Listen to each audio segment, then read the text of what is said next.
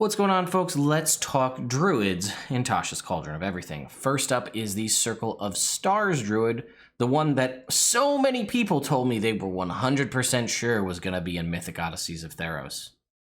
Guess you were wrong. I know, I could tell it wasn't going to be because all the promotional materials, there's only two classes. People didn't believe me. Yes, I understand constellations fit very well in Theros, and you obviously should probably be encouraged to play this in a Theros campaign. That's neither here nor there. Let's talk about it. But first, again, I'll just do a little self-promo. If you haven't subscribed to the channel and you like what I do here, you like seeing videos covering your favorite subclass, whether you're using this as a way to evaluate, whether this is a specific subclass you'd like to purchase on D&D Beyond to play in the future, the book as itself for something you want, or you just want to hear my opinion on what I think about things. Subscribing really does help the channel. It helps the channel grow. It helps build clout for the channel and me, and allows me to do cool things and then provide cool things to all of you at the same time.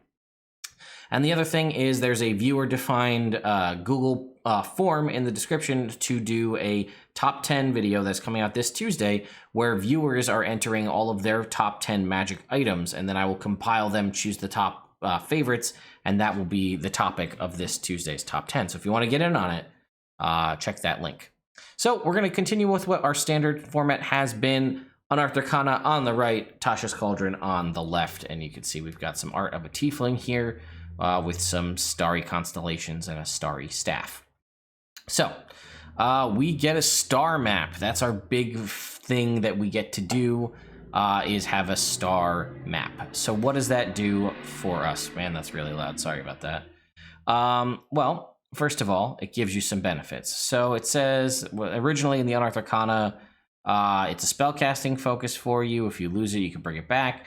And it says you can cast the Augury and Guiding Bolt spells without expending a spell slot and without preparing the spell, provided you use the map as a spellcasting focus. You can cast a spell from the map in a number, in this way, a number of times equal to your Wisdom modifier, and regain all uses when you finish a long rest. So that meant you have Wisdom modifier total, and you could flip-flop between Augury or Guiding Bolt, whatever you needed.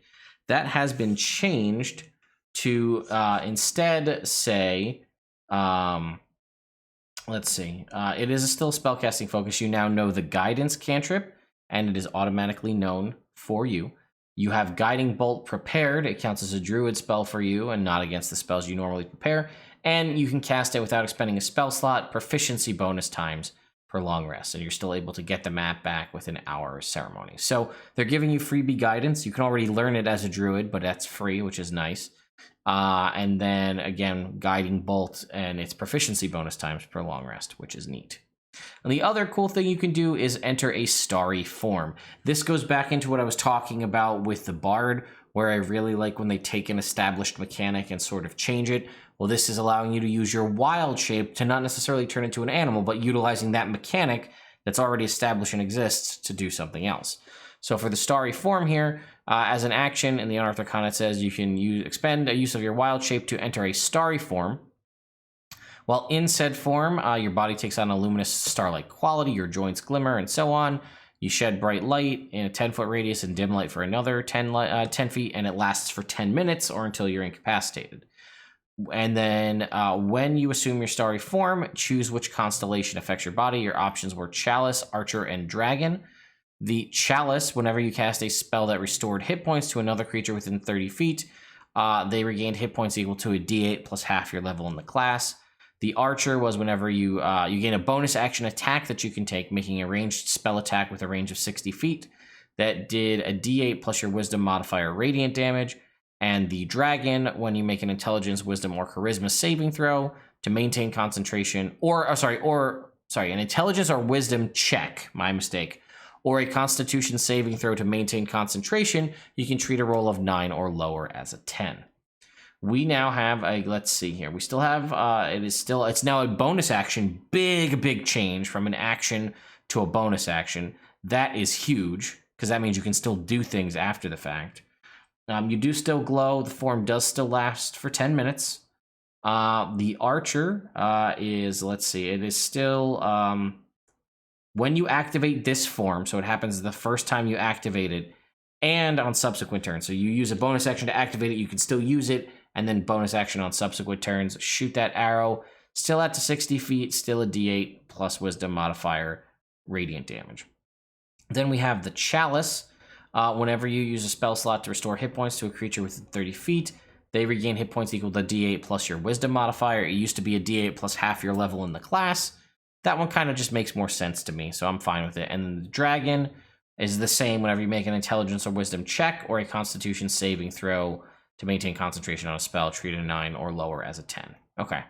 Then we had Cosmic Omen in the Unearthed Arcana. Whenever you finish a long rest, you can consult your map for omens, roll a d6. You gain one of the following benefits based on that. Wheel, if you roll an even number. Whenever a creature you can see within 30 feet of you makes an attack roll, saving throw, or ability check, you can use your reaction to give them a d6 to the roll. Or Woe, the same thing, but you're subtracting a d6 from the roll. Wisdom modifier times per long rest. Now it is roll, it says roll a die. It doesn't define you to a d6 if you don't want.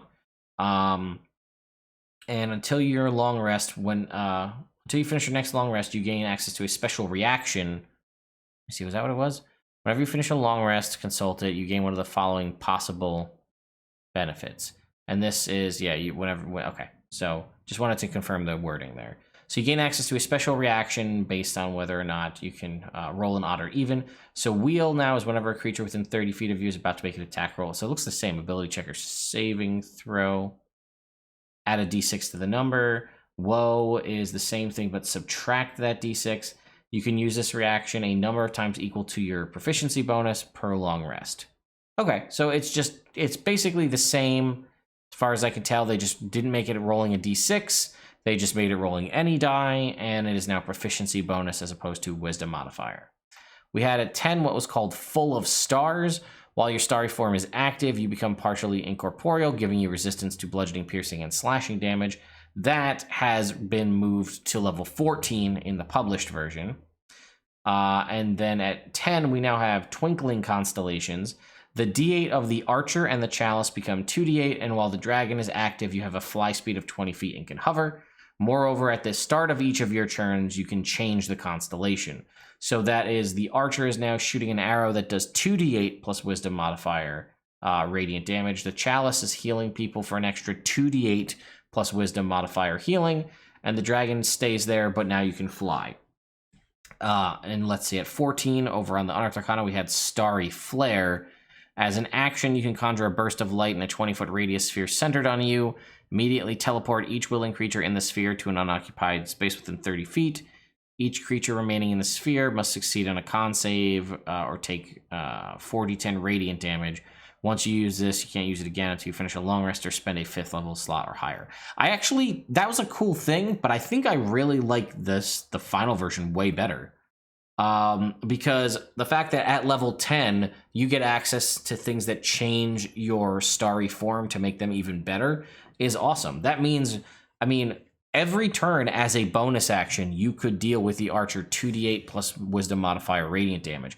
You could be one of the best healers in the game, right? Imagine it's, when you're healing people for hit points, 2d8 plus wisdom modifier, whenever you spend a spell slot that heals a creature, whenever you cast a spell using a spell slot that restores hit points to a creature, you or another creature, my mistake. You or another creature within 30 feet get hit points equal to 2d8 plus your wisdom modifier. So either way, it's like a 2-for-1 heal. I'm healing somebody, maybe I'm healing everybody with Mass Healing Word or Mass Cure Wounds, rather, and now I pick somebody else and they get a whole bunch of extra hit points. That's pretty good.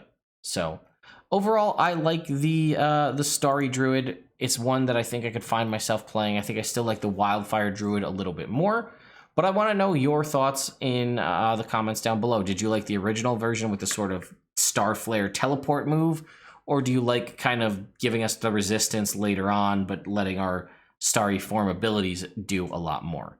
Let me know your thoughts in the comments down below, and I will see you next time when we dive into the other Druid subclass, the Wildfire Druid.